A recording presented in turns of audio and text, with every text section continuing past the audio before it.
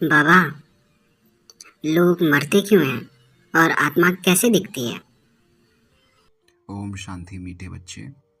इन रहस्यों को बुद्धि के नेत्र से समझो, क्योंकि यह दिव्य ज्ञान है। मनुष्य मरते क्यों हैं? मृत्यु का कारण क्या है? मीठे बच्चे, यह दुनिया एक बेहद का नाटक यानी अनलिमिटेड ड्रामा है। जिसे किसी नाटक में अभिनेता को अपना पार्ट, अपना रोल पूरा करने के बाद मंच से पीछे जाकर अपना वेश बदलना पड़ता है, वैसे ही आत्मा भी इस शरीर रूपी वस्त्र को बदलती है।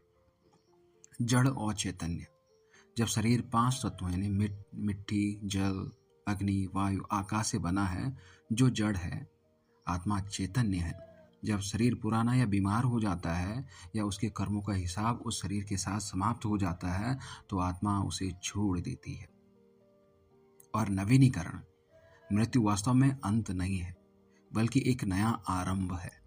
पुराने और बूढ़े और जीर्ण हुए शरीर को छोड़कर नया शरीर धारण करना ही प्रकृति का नियम है। तुम्हारा दूसरा सवाल था बच्चे, आत्मा कैसे दिखती है? आत्मा इन चर्म चक्षुओं यानी इन भौतिक आंखों से नहीं देखी जा सकती। उसे केवल दिव्य चक्षु या ज्ञान की बुद्धि से अनुभव किया जा सकता है। उसका स्वरूप क्या है? आत्मा एक अति सूक्ष्म ज्योति बिंदु, पॉइंट ऑफ लाइट के समान है।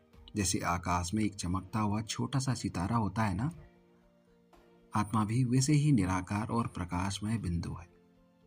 और ये रहती कहाँ है?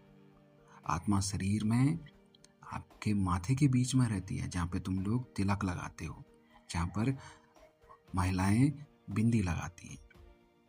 इसे भ्रिकुटी कहते हैं। भ्रिकुटी के बीच यानी दोनों भौं के बीच जहाँ तिलक लगाया जाता है, निवास करती है। यहीं से वह पूरे शरीर और कर्म इंद्रियों का संचालन करती है। और इसके गुण क्या हैं? आत्मा का असली स्वरूप शांति, प्रेम, आनंद, पवित्रता और ज्ञान है। मीठे बच्चे, खुद को शरीर समझना ही दुखों का कारण है। जब तुम स्वयं को एक चमकता हुआ सितारा यानी आत्मा समझोगे और मुझ परम पिता यानी परमात्मा शिव बाबा को याद करोगे, तो तुम्हें मृत्यु का भय कभी नहीं सताएगा। सदा याद रखो, ये बॉडी नश्वर है, पर तुम आत्मा अविनाशी हो।